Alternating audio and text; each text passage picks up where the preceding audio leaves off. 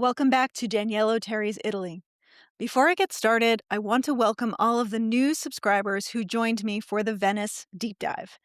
This is a once-a-month live session that I host on Zoom, and it goes deep on a very popular destination. After the live session, which includes Q&A, I re-record the deep dives in the style of masterclass, and I add a ton of extra stuff, including a rich, super detailed itinerary for 5 days in that destination that you can adapt for your own trip. Then I make that available for sale. Naples and Rome are both available now. Florence is being edited as we speak, and very soon I will re-record the Venice deep dive.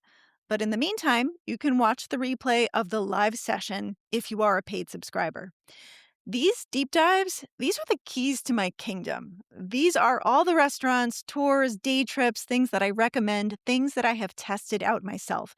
And I've really worked out the balance of, how to get the best of a place without being overwhelmed and without falling into any tourist traps. Now, you'll notice in the itineraries that I don't pack the days. And that's not because I'm being cheap with sharing my resources, quite the contrary. I want you to leave time every day for just walking and wandering. And while that might not sound like something to do, this episode is dedicated to better explaining what that means. And I'm also dedicating this episode to Morton Caish. He was a painter and a professor who taught a painting class every summer in Florence, Italy that I took when I was just 19 years old. And he passed away a few months ago at the age of 98. May his memory be a blessing, and his life was a blessing, especially for me. Even though I grew up in an Italian-American home with relatives from Italy who would come to stay, it was Professor Caish who was my guide on that very first trip to Italy. And that trip was a very big deal for me. That was my first time on an airplane. The farthest I had ever gone from New York was a weekend in Toronto to visit a friend, and I went on the Amtrak. I saved for that trip by working evenings and weekends at the bookstore at the Museum of Modern Art. And then my grandmother gave me $1,000, which was a small fortune, especially for anyone who's 19. But in those days when the lira was still in place, oh my God. And she was so proud to have me return to Italy as part of a university program.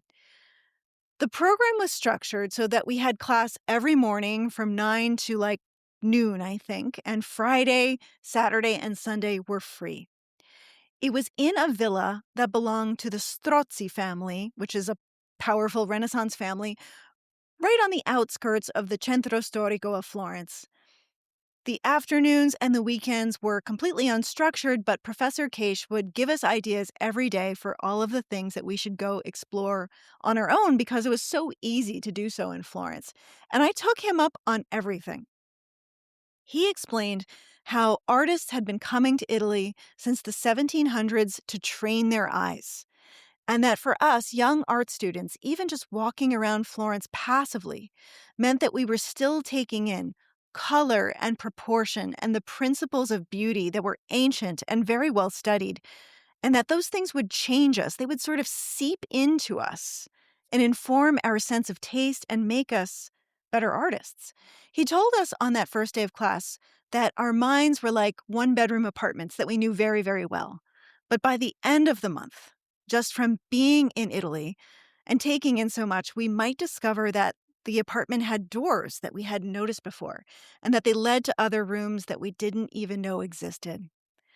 I don't know if Professor Caish was recalling a known metaphor or if he implanted this idea in my head, but I do know that whenever change is coming into my life, I start having a dream where I'm discovering rooms in my current home, and I'm just amazed that I had been ignoring them all along. So that trip, yeah, it changed my life, and it informed the way I travel anywhere in the world. It informs the way I walk around New York City.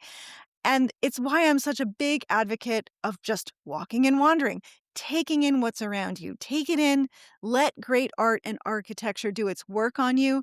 And if you have any inclination to draw or paint, do it. It doesn't have to be good. The lesson hit home for me when, after taking an intensive drawing class, I was in the grocery store and there was this pile of peppers and I was completely overwhelmed by it. Instead of just seeing peppers, I saw the beauty of their particular shade of red and green, and I noticed all of the shadows and the shapes of the shadows that they were casting on each other. And I realized that this is why art is valuable. It makes your experience of life better. We're all going to have to suffer this life. None of us is getting out alive. But the ride can be made so much better when we look at the world like artists. Now I want to introduce you to Jenny Kroik. She is a dear friend and an illustrator with whom I have hosted 3 art retreats in southern Italy at Borgo La Pietraia. Jenny is a prolific, award-winning illustrator, and she has had her artwork on the cover of The New Yorker 3 times.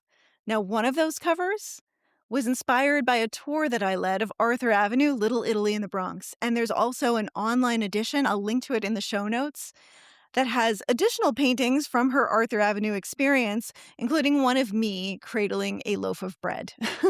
Now, we are hosting the 4th installment of Jenny's art retreat from May 17th to the 24th, and I will be honest, this is my favorite tour to host. It's very special, magical, even if I may be so bold, and there's room for you to join us.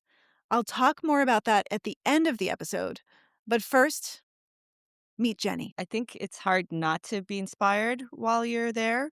I think there's just so much beauty and just passively absorbing the beauty is really great. And I think the light is a really important thing for me as a painter. And there's so many beautiful light situations. So, like, even at the Borgo, our first night when we look at the sunset, we have our sunset drinks and then we do a little bit of painting. So, just noticing the colors from the different sort of natural elements and the structural elements, different like fruits and plants are really, really beautiful. And I think we did a couple of different sessions where we just set up like whatever we could find around the Borgo and set up like still lives with the objects and the plants. So I think even that in itself is just really a great place to start for inspiration. I think one of my favorite sessions was after actually like the 2 different buffalo farms when we had the lunch. There's just something so like it's almost like what you would imagine a trip to Italy would be like. Everything is so beautiful and delicious and it's just peaceful. The way they serve you the food and the way the food looks and smells. And so it's sort of like a full body sensory experience. And then painting while you're there is a really great inspiring moment. People have been going to Italy since the 1700s specifically to educate their eyes on all of these beautiful places and Mhm, famous monuments, which is why what's called the Grand Tour, which is why we've called your tour in the past the Grand Tour. So there's also a lineage of this, of people coming to Italy, and especially southern Italy with Pompeii and Paestum, to see the mhm, light and be inspired, specifically to train their eyes to go back to wherever they're from and create beautiful mhm. things. Yeah, I can see why. And I think, the place itself and also seeing the way of life and how you kind of slow down the way people sort of live that's a little bit more like take your time and, eat your food and enjoy it. Don't rush. And so the same thing with art where you sort of slow down and look around you and really look at the colors and really think about your line work. And so you can, just the slowing down is really great. But also, as you said, the tradition and feeling like other people being there before you. Like we were saying, talking about Pestum, which is one of the highlights of the region, and how you can kind of feel all the people or like imagine the people that were there and what they were doing and what was it like being an artist back in those days, or would I have been seeing the same thing, or would I be imagining something else? So the Amalfi Coast is a place that looks absolutely incredible when you look at it in a photograph. I mean, usually the photograph is Mhm. taken from a drone, so there's a bit of an unfair advantage there. But nonetheless, when I was there, I was on the Amalfi Coast for just a day with Ariana and Mario in November.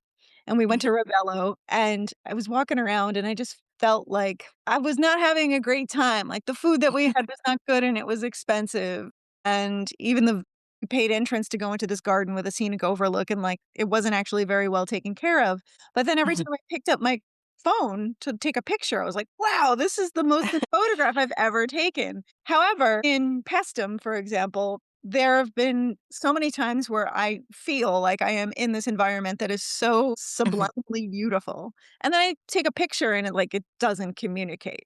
You've had the Amalfi Coast experience, and then you've had the Yeah. Pesto experience many times. Do you have any thoughts about why that works that way? I don't know, maybe it's like a self-defense mechanism for places that are beautiful. They're like, you can't sell them. You can't like, you can't really, or maybe they just reject people who are looking for something superficial. Oh, I yeah. don't know. I don't know. Maybe you don't wanna include that in, like, a selling page. Oh, I like it. Actually, I like that. That's I was very, thinking very about it silly. too because I was like, part of me was even I don't know if I wanna convince people to come because it's almost like if you need convincing, you don't wanna be there. If I had to choose, I would choose to go to the town where it's not super commercialized, where the waiters haven't seen like 10,000 American tourists, where they're like interested to ask you questions about where you're from, where you are trying to speak Italian to people. When you see like, old men on a bench, like get it, are interested to see like, oh, there's a bus coming through like once a day or something. So I don't know. It's a completely different experience. It feels untainted in a way, um, which I think is hard to find if you're a tourist. So we've done 3 workshops. We've had lots of different experiences. We had some repetitive experiences, but they were different, I think, Mhm. group depending on how they took them in and then, who hosted us that day. But what are the experiences from those 3 tours that most stand out in your memory? I mean, they're all wonderful. I love Paula de Conchelis Winery. I think that place is really magical. We just have sort of a world-class winemaker, and it's just this amazing thing. Nothing is pretentious, and you have just these dogs running around, and they're friendly, and I don't know. I just love the ease of life, and you hear the cows in the distance, the cowbells, and yeah, it's like an unusual experience for someone who, is coming from the US or the city or like it's a different way of sort of experiencing time and food and all these things. So I just loved sitting there and doing like a painting. So that was one of my favorites. And then also the Buffalo Farm where we were all outside with a veranda. You have sort of like the light coming through the canopy, the vines, and then like we all painted each other. So I think it's just sort of like, and then everybody feels suddenly like comfortable just painting together, which I thought like I didn't think about it, but then people kept mentioning how that was, unusual for them. It's normal. You just take out your sketchbook and you paint and you bring out. So I think it was like that was a fun thing to hear that everybody was sort of inspired to create. And people were saying, oh, and people I know who are professional artists, but they're like, I don't usually sit and sketch. I don't usually like take my paints out. And so I was really kind of excited to hear that people were just like in the mood to paint and so I think maybe the pace allows that. You don't feel like rushed or that you have to create something or you have to like make content or whatever. You're just experiencing. You had some sessions usually in the morning where Mhm. after breakfast people would gather, like, after they'd been appropriately caffeinated, sketch, and some people really wanted instruction, but then sometimes people just there were many spontaneous art-making sessions, especially after meals. Yeah. You did a Should we wine. just mention that the breakfast at the Borgo is also one of my absolute favorite times where we sit out in the porch and the veranda and like I think those were times where I really enjoyed sketching and you'd sort of meet people from the group and then we just like silently sketch and drink our coffee. So it was very beautiful. But and then yeah, the sessions in the morning were really great and they were obviously optional for anybody who wanted to sleep in or but in the morning we'd usually talk a little bit about I'll just give sort of a suggested topic of something to think about.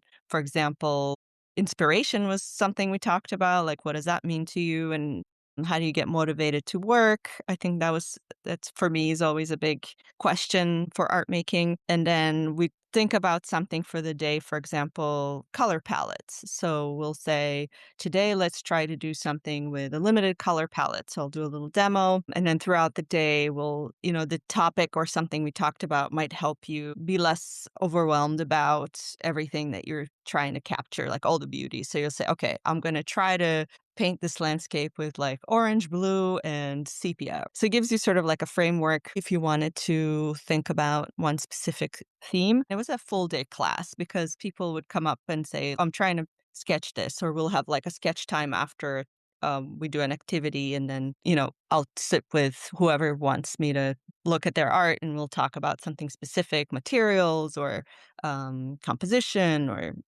how would we paint this beautiful vase that we just looked at or something. So it was sort of like an organic art class that lasted for about a week. So yeah, it had structure, but was also dependent, like whatever the group was interested in, whatever they were asking for. And so we do either more painting or more drawing, or more discussion. So that was really fun to see what comes up with the group. I've led some version of this tour many, many times, or tried to curate the experience for other people that come from all different backgrounds and might want different experiences. Some people are there for a few days to really go to the beach, see the temples maybe, but then just eat some good food and relax. Other people are there with their kids and they're worried about them being bored. So I'm always looking at the same set of experiences, but trying to do them through different eyes in order to create an experience. But then it's really, really fun for me to see how everyone is interpreting those experiences. My favorite in particular are the small towns, because I think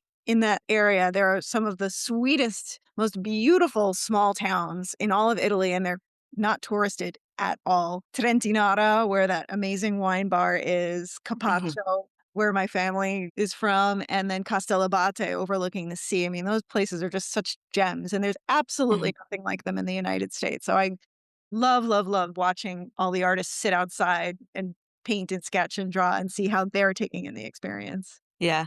Yeah. Yeah, I almost forgot about Paulino's, which was another great place where we Yeah, I all remember sat. when we were all sitting inside and we were eating, and I think Mark bought everybody a round of spritzes, and we were all getting a little bit drunk, but it was a little chilly. We were staying inside and it was cozy. It was so much fun. Yeah, that was great. Yeah, that place is amazing. It was really great. And then, of course, making bread with Nona Angelo.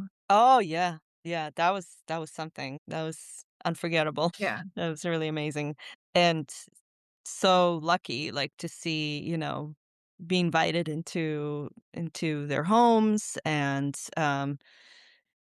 just, like, seeing how and eating something that they made, and seeing Mario's, like, oven that he built when he was a teenager. I don't know, it was just everything about it was just, like, so amazing. So, for the upcoming episode of your retreat in southern Italy, do you have anything specific in mind that you want to share? Installment. Yes, installment. Is there something particular you look forward to? I don't know why, but in my mind, I'm thinking a lot about turquoise.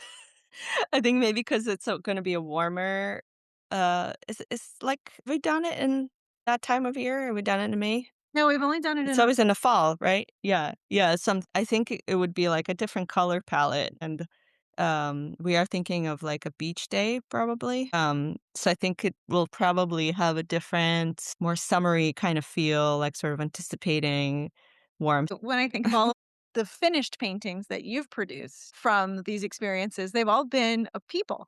So you've Mhm. painted almost everybody from my family: Giovanni, Ariana, Raffaella, Mario, and then Mario the tour guide with that epic painting of Mario the tour guide in front of the temples in Pesto. Yeah, Mario's amazing. So I think actually that's a good point because I think a lot of the art, for me at least, gets intertwined with the stories. So Mario was our tour guide at Pestum, and every time he's so passionate and he's so really into like the history, and every time he gave us the tour it was different. So I felt like I was really could see, like I could visualize all the stories he was telling us about, like Zusi the painter, and all these sort of like characters from those times in history, what they were up to, and like funny stories, how it relates to us now. So that was like included in the illustration. So I'm thinking, I mean, I don't know how other people get inspired, but I think the stories are a big part of it for me. When we visited Pestum and we looked at the Tomb of the Diver, to me, that's still like that whole area of the museum is very super interesting because I feel like that's like my ancestors, the illustrators. Yeah. And I'm trying to imagine like what it would be like to be commissioned to paint the inside of somebody's eternal resting place. What a what a stressful illustration. Like, it's a painting that someone will have to look at for all eternity. So I'm always Nobody's kind gonna of look at it for all eternity too until it's excavated, 1,000 years later. yeah, right, but as an illustrator who lives in those times, you believe that the people, I mean, that whatever you believe, but I'm guessing some people believe that the spirit of the person will be, so that's a lot of pressure. It's like, "Oh my god, it has to be good." What does it mean to make a work of art? The materials that we use, or is it, like, ephemeral? Is it gonna stick around? The legacy of making an artwork, so The thing we always look forward to, that I always look forward to, is just the food. Because the other Mario Chef, is the most amazing chef, and for our groups, he does everything customized. So, because we eat most of our meals at the Borgo, we do a few restaurant meals and 1 or 2 Mhm, on our own, but mostly he prepares. And we had that one tour where there were quite a few dietary restrictions. There was somebody who was a vegan, there was somebody who was not mhm, a vegan but was having issues with dairy. There were a bunch of variables, and mhm. he made the most simple food as a result to make everybody feel comfortable, but it was the best food I think we ever had. So good. Yeah. He's a genius. He's an artist as well. I think he loves the challenge. He's like, "You don't need this. Okay, let me see what I can do," and Yeah, comes up with this creation. let me take a bean and make it taste better than a piece of meat. It's Yeah. incredible. Yeah. All he thinks about is food. And, it's just you could tell that he's excited about his medium, Yeah. makes amazing creations. I mean, food and art is definitely super connected. And I think, when we eat things inspires us to make more art. Just to make a heavy metaphor out of his bread, Mario is famous for the bread that he makes at the Borgo. It's incredible. But it's such a simple thing. It's such an ancient thing. And, it's all about just getting it just right, just using 2 or 3 ingredients, getting it just right and having the bread rise and have the little bubbles in the bread just be so. And that really is artistry. It's not, these big showy, Yeah. it's not Positano, it's a piece of bread.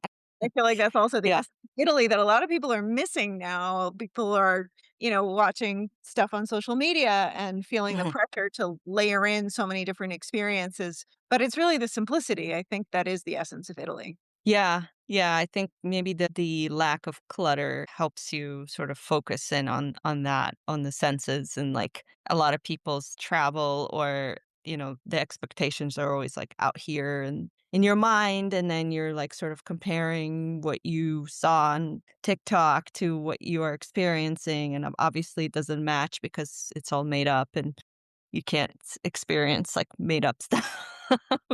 So I think when you're don't have the Instagrammable moments, and you just sort of like, it's bread, and then you eat it and you're like, "Oh my god, I'm eating the best bread I've ever had." I can't like, and I think maybe that's that could be the issue, that like you can't really TikTok about that because it's like, it's a thing, something you experience in your own body. When you go to Italy as an artist, and you don't necessarily have to be actively making art, but you go with artist eyes, you are looking for beauty. And as somebody who, runs a travel advisory, people will often say to me, I'll say, "How was the trip?" And they'll say, "Everything was amazing, but then there was this one day where the train was late and I got really annoyed." And I'm like, "Okay, I understand why you're telling me the thing that didn't go right. However, it breaks my heart for you to say everything was amazing, knowing all of the wonderful things that you did, and to not hear any detail about why they were amazing. Because me putting together those amazing experiences is what motivates me to keep doing this, of course. But when you travel with artists, everyone's saying, "Look at the sunset. Look at the light. Look at how beautiful this egg is." These really simple things, and so that's so gratifying for me. And you get to, I mean, the paintings are the whatever, like, the thing you were saying, like, you don't get to you don't get the lasting, like, review of the beauty, but that's the paintings are your reviews where you get to see like, "Oh, they saw this and they saw that." When I sketch and I remember all the things that I was feeling and thinking, and then even if the experience was sort of not matching your expectation in some way, when you see the sketch later, it's so much more valuable than like just thinking of things as like good or bad, fun or not. You're like, this was a very rich, moment full of, different complex things that were happening at the same time. When you're sketching it, you get the sort of full tactile memory of that moment. And I think that's maybe why artists are more pleasant travelers because they appreciate it. You're Another cool thing about these retreats is that we've Mhm, had people at all levels. We've had within the same group, people who were mhm, professional working artists who earn their living as artists alongside complete amateurs. I mean, I feel like I mhm. don't even like that word that much. But then again, amateur comes from the Latin root amare, which means to love. Oh. People that are just there maybe trying to reignite passion for sketching that they haven't been able to indulge in a long time. I don't think has I don't think that the people who were non-professional felt intimidated by the professional artists in those groups at all. I think it was a very collective experience. For sure. I think, you just see you're just enjoying everything, and I think that the place is sort of conducive to just taking your time and enjoying the process of making a mark or seeing or looking, playing with the paints if you haven't played with them in a while, trying new materials that you can borrow from me or other people. And yeah, I think, again, like the pace of the place is really what makes it less about results and more just about being in the place and seeing and, sketching. Okay, so if you're feeling inspired to join us and you'd like to know more details, let me lay it all out for you. Jenny's art retreat is happening on May 17th through the 24th. Both of us are hosting, and as she explained, it's going to be an organic retreat of art making and painting. There are morning sessions. We have excursions every day. I hate that word excursions. It sounds like we're leaving a cruise ship. We're not. Our home base is Borgo La Pietraia, which is the small resort that is owned by my family in Italy and my business partner, Ariana. Chef Mario prepares most of our meals for us so that everything is timed with everything else that we're doing, and we're also able to accommodate any dietary restrictions. We will have a couple of nights out, and there will be one lunch at least on your own. We're going to visit the temples of Pestum. We'll visit a local buffalo mozzarella farm. We will do a catamaran ride through the Cilento National Park because we are staying in the Cilento, which is also right next to the Amalfi Coast. And we will have a day where we go to Amalfi. Most people go to Amalfi for the spritzes. We're going to go to make paper because historically, Amalfi has always been a center of paper making. The tour begins in Naples officially. We all meet at the Naples train station on the first day at about 2 p.m. So some people are flying in, a lot of people are coming into Rome, but you can take the fast train from Rome to Naples. It's just about an hour and 10 minutes, and then hang out in the train station when you arrive. We then have a small van that's going to take all of the guests about an hour and a half to Borgo La Pietraia. The first night, we have a welcome dinner, a toast. Jenny usually leads an informal art making session. We have an amazing meal, and then we dive in with all of the wonderful things that we have planned. I really don't plan anything early in the morning. We may need to get on the catamaran a little bit early, depending on the weather, but that's really it. It's relaxed, it's chill, and it's a pretty cozy group. The Borgo has 12 suites. 7 of them have room for up to 4 people, and then the remaining are good for 2 people. So, a lot of people come on this retreat as solos. Some people come as couples. And also, if you're coming with a couple, whether it's a friend, a partner, a spouse, they don't have to participate in the art making. They can still join in on all of the meals and the excursions. We'll buy the skip the line tickets for them, all of that stuff. They are more than welcome to come, and then they can go chill in the room or do whatever it is they want to do when you are making art. Same thing on the other end of the trip. On the last day, after breakfast, not too early, 10 or 11 o'clock, we get in the van and we go back to Naples. Now, if you want to stay a few days in Naples or Rome or the Amalfi Coast or Pompeii or anything else, I am happy to help organize those things for you as part of a separate service. But the price that you'll see on the website includes your accommodations, all of food, and all of the activities. So everything is spelled out there. Let me give you just a little bit more detail about the rooms. The junior suites are the largest rooms. They have ensuite bathrooms, fantastic rainhead showers. They have a full sea view, a terrace with a table, chairs, loungers, and a queen-sized bed. If you're traveling with a third person, or maybe you want to bring your kid, we can add another bed into the junior suite rooms. In fact, we can add up to 2 extra beds. So if you're traveling with 2 kids and a spouse, they can all stay there. The deluxe suites are smaller. They do still have a queen sized bed. They have a partial sea view.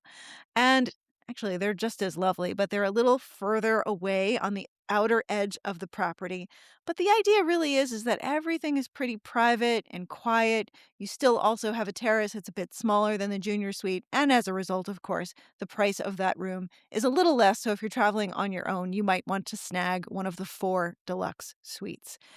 The price is quoted in euros, and I do that to ensure the fairest exchange rate. I'm not a giant company that can buy tons of euros in advance. That's how the big companies do it. They actually make a lot of money playing around with the exchange rate. I'm a little boutique operator, so the exchange rate will be calculated automatically by the market, not by me, when you make your payment via credit card. So just take that into account when you're looking at the price online. The price is quoted in euros. If you're interested, you can look at the link that's in the show notes at danielleoteri.com. You can go to my travel advisory website, which is danielleoteri-italy.com. You can check it out on Instagram. You can send me an email. You can send Jenny an email. And please do so right away because we are trying to organize and finalize everything for this trip. And, I think you've heard me say it already. It's going to be magical. Thank you so, so much for listening. I'll see you next time.